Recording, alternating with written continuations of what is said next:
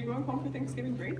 Oh, no, don't you remember? We're going up to the St. Lawrence River to film for our Fisheries project. Oh my god, how could I forget about that? We're really going the extra mile, aren't we? I know, right? We have the script prepared, like we tied everything down to the point. Like, what could possibly go wrong?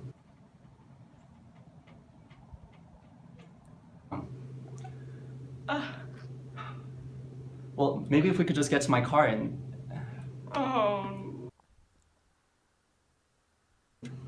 Oh, god damn it, it's just... I mean, I guess we can watch some TV while we wait for the storm to pass. Decision 2016, the first presidential debate. Live From the basement of Marshall Auditorium, here's Alex Aarons. Good evening, everyone, and welcome to the 2016 American Fisheries Society presidential debate. Tonight, we have two candidates who will try to address the question, should we keep the Moses-Saunders Dam operational along the St. Lawrence River? As we all know, the construction of the Moses-Saunders Power Dam was completed in 1958 on the St. Lawrence River, a river system that connects the Great Lakes to the Gulf of the St. Lawrence and the Atlantic Ocean, and constitutes part of the Canadian-American border. The operation of the Moses-Saunders Dam is overseen by both countries through the International Joint Commission, a commission that regulates shared water uses, investigates transboundary issues, and recommends solutions throughout the St. Lawrence system. The dam presents major benefits, such as hydropower and the St. Lawrence Seaway, as well as substantial costs, both of which will be discussed today. And now, let's welcome our candidates. Alyssa Lau from the Zebra Mussel Party and Kaylin Zip from the American Eel Party. First, let's hear from Alyssa Lau. Ms. Lau, you have 2 minutes. Yes, I'm here today representing the Zebra Mussel Party.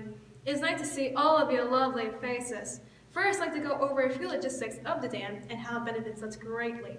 The Moses-Saunders Dam provides clean, renewable hydropower energy. I mean, just look at it. It's massive, remarkable, and so godly. The dam provides 953 megawatts for America, 1,024 megawatts for Canada, and powers almost 600,000 homes on both sides. Now that's what I call progress. Talking about progress, we are still currently making improvements to provide the most cleanest energy possible. The dam controls flooding, regulates water level on the surrounding areas. Now I'm on both sides. Who wants a constant fear of flooding? Not me, or anybody else, or you, or you, or you, or you, or you. Most importantly, the dam brings so much revenue and commerce to America and Canada. It allows the expansion of many great industries for your car and for human foil, so you get all your baking needs, such as General Motors and Warner's aluminum. Larger vessels can go through the Seaway Dam, no problem. We can bring so many goods. All these benefits is of great importance to the St. Lawrence Seaway. Thank you, Ms. Lau. That was very, very informative. And now we'll hear from Ms. Zip. You have 2 minutes. Yes, there are benefits to the dam, but at what costs?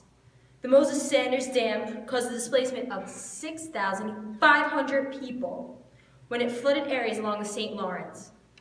The dam giveth energy, but it taketh away. The construction of the dam impacted traditional territory of the Native American Mohawks of the Akwesasne.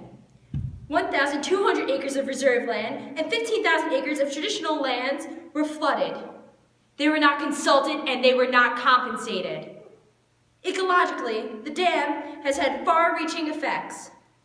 The flooding has ruined key marshland and shallow areas where spawning occurs. Numerous islands and shoals were destroyed. This has particularly impacted the walleye fishery, which is a major ecological factor in the area. The dam is also linked to decreases in northern pike, muskies, and lake sturgeon. The Moses-Saunders Dam has dramatically impacted the eel populations. Although the dam has an eel ladder, there are no measures to prevent the eels from entering the turbines and entering their death. The dam majorly impedes the migration of eels. From 1993 to 2001, extensive repairs were needed to the dam. In 1998, the New York Power Authority began a $254 million refurbishment of the turbines. That's so much money that could be going to something else. Let's not dam up our success any longer. I propose that we begin to tear down that wall. We need to make the St. Lawrence great again. Wow, Ms. Zip, that was pretty powerful. And that concludes our events for this evening. Thank you for joining us for the 2016. Excuse me, I have something to say over here.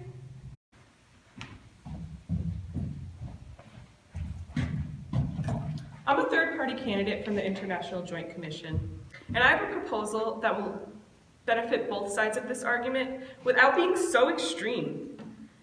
After 14 years of scientific research and public engagement, I've come up with a plan called Plan 2014. This new plan will keep the dam intact while protecting against extreme water levels, restoring wetlands, and preparing for climate change. This plan will also slightly increase hydropower production, maintain system-wide navigation, and even extend the recreational boating season. But no one seems to listen to And what I that have is to all the say. time we have for today. Thank you for joining us for the 2016 American Fisheries Society presidential debate. Unfortunately, because stocking assessment numbers are rigged, this debate really doesn't have too much of an impact. However, we do appreciate your viewership. Thank you and good night.